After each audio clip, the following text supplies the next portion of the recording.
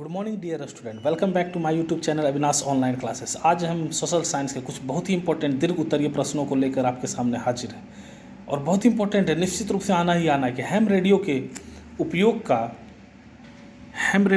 पर प्रकाश डाले। तो हैम रेडियो को एमेच्योर रेडियो भी कहा जाता है और हैम रेडियो का उपयोग आपदा के समय अन्य संचार साधनों के अवरुद्ध होने पर सफलतापूर्वक किया जाता है। भारत में यह संचार प्रणाली एक समृद्ध सर्जनशील हॉबी के रूप में विकसित। तो ये बहुत इंपॉर्टेंट है। और देखिए ये जो है विस्तार आरबीआई तो रिजर्व बैंक ऑफ इंडिया और GNP gross national product, GDP यदि रहेगा तो ग्रॉस डोमेस्टिक प्रोडक्ट होता है। अगला है प्यारे बच्चों की इटली के एकीकरण में मेजिनी का क्या योगदान था। तो इटली के एकीकरण में मेजिनी का अहम योगदान था। मेजिनी दार्शनिक साहित्यकार, राजनेता के साथ साथ लोकतांत्रिक विचारधारा का समर्थक और कुशल सेनापति था। मेजिनी राष्ट्रवाद भावना से प्रेरित होकर उसे गुप्त क्रांति संगठन करबेटनी की सदस्यता ग्रहण की थी। मेटरनिक युग के पतन के बाद इटली के मेजिनी का प्रभाव हुआ। मेजिनी ने गणतंत्रवादी उद्देश्यों के प्रचार के लिए 1831 ईस्वी में मोसई में यंग इटली की स्थापना की, जिसका सदस्य युवाओं को बनाया गया। यंग इटली का उद्देश्य इटली को ऑस्ट्रिया के प्रभाव से मुक्त कर उसको एकीकरण करना था। उसने इटली का नारा बुलंद किया, लेकिन उस उग्र राष्ट्रवादी विचारों का मेजिनी को निर्वासित होकर इंग्लैंड जाना पड़ा और फिर उसने वहाँ इटली के स्वतंत्रता संग्राम को प्रेरित करना चाहा। मेजिनी के इटली के एकीकरण का पैगंबर भी कहा जाता है। अगला जो महत्वपूर्ण सवाल है कि गेहूं के उत्पादन का मुख्य भौगोलिक दशाओं का वर्णन करें। तो गेहूं का उत्पादन का मुख्य आपको पॉइंट वाइज लिखना, और वो पॉइंट वाइज क्या हो जाएगा कि बुआई के समय उसका तापमान होना चाहिए 10 डिग्री से 15 डिग्री से, पकते समय उसका 16 से 21 डिग्री से 26 डिग्री सेल्सियस तक। और यह कब रोपा जाता है तो, और इसके कम से कम कितना पानी चाहिए तो 50 से 10 सेंटीमीटर तक वर्षा की मतलब जल की सिंचाई की आवश्यकता होती है। तो इसको भी आप लोग देख लीजिएगा और ज़रूर से याद कीजिएगा। अगला है भारत के गेहूं उत्पादक क्षेत्र कौन कौन से हैं प्यारे बच्चों। तो मुख्य रूप से पंजाब है, पश्चिम बंगाल, उत्तर प्रदेश, हरियाणा एटसेट्रा। संघीय शासन की दो विशेषताएं। तो संघीय शासन की दो विशेषताएं मुख्य रूप से क्या है। तो संघीय शासन सर्वोच्च के सत्ता केंद्र सरकार और उसकी विभिन्न अनुसांगिक इकाइयों के बीच बटी होती है। इसमें दोहरी सरकार होती है, केंद्रीय स्तर की सरकार तथा क्षेत्रीय स्तर की सरकार। राष्ट्रीय राजनीतिक दल किसे कहते हैं। तो राष्ट्रीय राजनीतिक दल वैसे दल हैं जिसका अस्तित्व पूरे देश में होता है। इसका कार्यक्रम नीति राष्ट्रीय स्तर पर होती है एवं इसकी इकाइयाँ राज्य स्तर पर भी होती है। इन्हें राष्ट्रीय राजनीतिक दल कहते हैं। उपभोक्ता कर्तव्यों के बारे में, उपभोक्ता के कर्तव्य, जब कोई वस्तु खरीदता है तो यह अवश्य होता है कि वह वस्तु की रसीद ले और वस्तु की गुणवत्ता, ब्रांड निर्माण की तिथि, उपभोक्ता की अंतिम तिथि, गारंटी, वारंटी, पेपर गुणवत्ता, निशान, मूल्य की दृष्टि से भी किसी प्रकार का दोषपूर्ण आता है तो उसे सेवा लेते समय उसे ध्यान देना चाहिए। उपभोक्ता के साथ फोरम होता है, अतः गलत वस्तु सेवा के शिकायत करने का हिचकिचाना नहीं चाहिए। यदि 20 लाख से कम क्षतिपूर्ति तो उसका जिला फोरम में जाता है।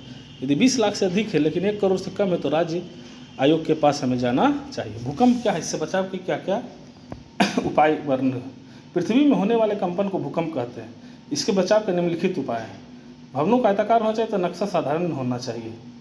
मकान की नींव मजबूत एवं भूकंप अवरोधी होनी चाहिए।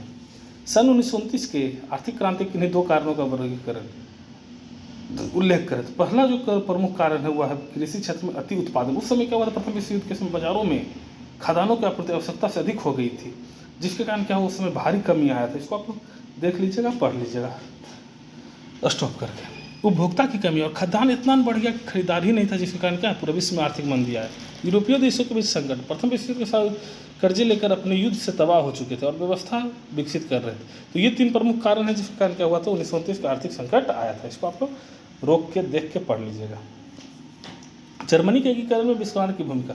तो जर्मनी के एकीकरण में बिस्मार्क का बहुत ही बड़ा योगदान था। बिस्मार्क ही लोगों के विचारों को प्रभावित किया और बिस्मार्क जर्मन प्रथा का नेतृत्व करते हुए अपनी सफल कूटनीतिक परिचय लगातार देता आ रहा था। बिस्मार्क जर्मनी का एकीकरण के लिए सैन्य शक्ति को महत्वपूर्ण मानता था, जिसके लिए उसने रक्त और लौह नीति का प्रतिपादन किया था, जिसका उद्देश्य था कि सैन्य उपायों का जर्मनीकरण का एकीकरण करना। और जर्मनीकरण के लिए विस्तार के मुख्य रूप से 3 उद्देश्य थे। पहला, एक शक्तिशाली राष्ट्र बनाकर जर्मनी का ऑस्ट्रिया को परास्त कर उसे जर्मन परिसंघ के बाहर निकालना था और जर्मनी को एक शक्तिशाली राष्ट्र बनाना था। अगला, खादर मिट्टी और बांगर मिट्टी में क्या अंतर है। तो नई जलोढ़ मिट्टी को खादर मिट्टी कहते हैं और पुरानी जलोढ़ मिट्टी को बांगर मिट्टी कहते हैं। इसमें एक पॉइंट आप जोड़ दीजिएगा कि खादर मिट्टी बहुत ही उपजाऊ होता है और बांगर मिट्टी थोड़ा कम उपजाऊ होता है। राजनीतिक दलों की 2 प्रमुख चुनौतियाँ क्या क्या है। तो राजनीतिक दलों के अंदर आंतरिक लोकतंत्र के अभाव का बहुत सारे नेता अपने अधिकारों से वंचित रह जाते हैं। दलों में वंशवादी उत्तराधिकारी का चलन बढ़ गया और यह दल को सक्षम नेतृत्व प्राप्त करने से वंचित रहता है। एटीएम क्या है हम लोग जानते हैं। एटीएम का अर्थ होता है स्वचालित teller machine, automatic teller machine. यह 24 घंटे रुपये निकालने और जमा करने की सेवा प्रदान करता है। ये सब 2 नंबर में। अर्थव्यवस्था किसे कहते हैं। अर्थव्यवस्था एक ऐसा ढांचा है जिसके अंतर्गत विभिन्न प्रकार की आर्थिक क्रियाएं संपादित की जाती है, जैसे कृषि, उद्योग, व्यापार इत्यादि। अगला है, आय से आप क्या समझते हैं? समाज का हर आदमी अपने परिश्रम के द्वारा जो अर्जित करता है वह अर्जित संपत्ति उसकी आय कहलाती है। सहकारिता से आप क्या समझते हैं? सामान्य अर्थों में सहकारिता का अर्थ होता है एक साथ मिलजुल कर कार्य करना। सहकारिता वह संगठन है जिसका 2 या 2 से अधिक व्यक्ति स्वेच्छापूर्वक मिलजुल कर समान स्तर पर आर्थिक हितों की वृद्धि करते हैं। समुच्च रेखा से आप क्या समझते हैं? धरातल पर समुद्र तल से समान ऊंचाई वाले समीपस्थ बिंदुओं को जोड़ने वाली कटिपथ रेखा को समुच्च रेखा कहते हैं। वेरी इंपॉर्टेंट प्रश्न, ध्यान दीजिएगा। संसाधन को परिभाषित कीजिए। मानव के उपयोग में आने वाली सभी वस्तुएं संसाधन है। संसाधन का अर्थ जिम्मरमैन के अनुसार संसाधन होते नहीं बनते हैं। संसाधन भौतिक एवं जैविक दोनों हो सकते हैं। साख क्या? अर्थशास्त्र में साख का मतलब ऋण लौटने अथवा वैश्वीकरण से आप क्या समझते हैं? तो वैश्वीकरण वह प्रक्रिया है जिसके द्वारा विश्व की विभिन्न अर्थव्यवस्थाओं का समन्वय या एकीकरण किया जाता है ताकि वस्तु एवं सेवाओं प्रौद्योगिकी पूंजी अथवा श्रम मानवीय पूंजी का भी निर्बाध हो सके। इसके अंतर्गत पूंजी वस्तु एवं प्रौद्योगिकी का निर्बाध रूप से एक दूसरे पर वाह होता है।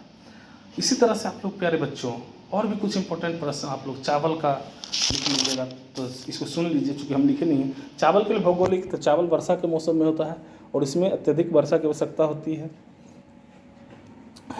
इसमें तापमान नियत 15 डिग्री से 20-25 डिग्री के बीच में होता है। वीडियो को बिना स्किप किए हुए पूरा देख लीजिए, है ना।